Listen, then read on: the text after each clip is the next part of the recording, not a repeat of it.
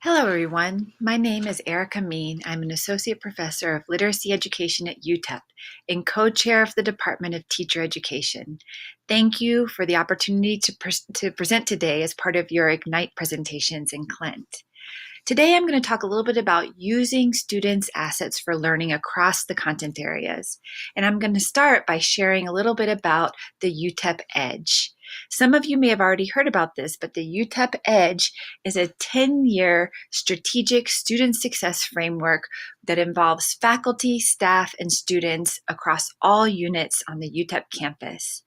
The three core tenets of the UTEP Edge are talented students, where we really focus on the strengths and skills that students bring to the academic experience, enriching experiences, where we focus on what UTEP can provide in terms of high impact practices for students during their academic trajectory, and all towards the goal of lifelong success, where we really work to prepare students to have a competitive advantage professionally, academically, civically, and personally.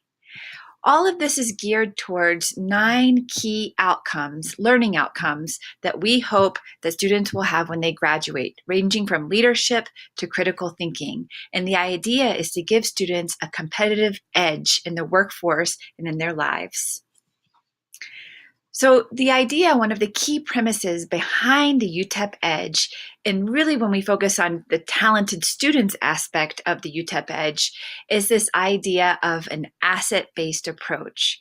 So what does it mean to focus on an asset, or what does it mean to have an asset-based approach? Really, the idea here is to flip the script and focus on students' strengths and skills and resources and what they bring to the academic experience rather than what they may be lacking. Oftentimes, there are discourses about students, especially students in our region who may be bilingual or come from a range of economic backgrounds. There are discourses about them about what they may lack, or discourses about language being a barrier. And so the idea is to flip the script and really focus on what students bring, the strengths, skills, and capacities that they bring to the university or to the academic experience.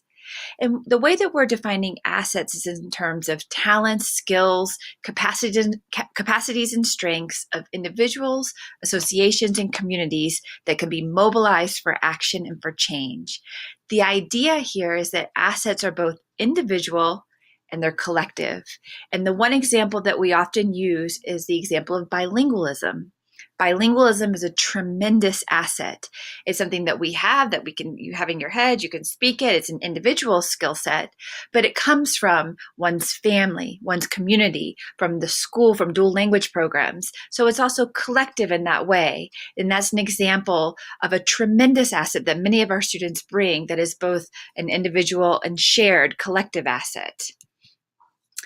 With our students and faculty at UTEP, we've really begun thinking about and inventorying the assets that we have through an activity called asset mapping, which is really meant to create a visual representation of the resources that exist, in our case, at UTEP.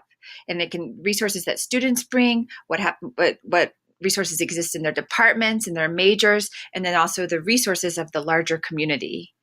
So this is an activity that we do, and I have some examples here of the asset mapping that UTEP students have created. And the idea is to get the conversation started about assets that they bring and assets they can draw on in the community.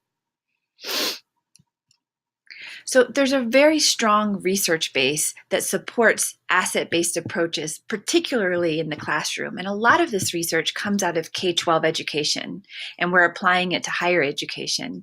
The idea here is there's a lot of evidence that supports the value of drawing on students' cultural and linguistic resources and backgrounds in order to support learning.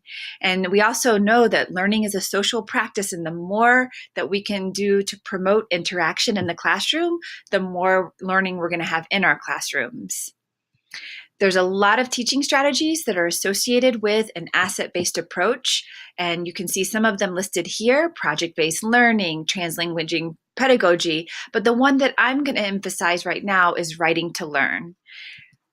So we know, you probably are familiar with Dale's cone of learning, that we retain about 10% of what we read, 20% of what we hear, but really 70% of what we say or what we write, 90% of what we both say and do. And this is where writing comes in. Writing can be a very powerful means of learning. When students are given the opportunity to write in informal ways, in low stakes ways in the classroom, ways that are not graded, it really gives them a chance to explore their own ideas. And when given the chance to do that in their primary language, the chances are even better that they're going to make sense of whatever content is being taught. There are lots of examples of writing to learn in the classroom, and I would love to share more with you. And I thank you for the opportunity to be here today. Thank you very much.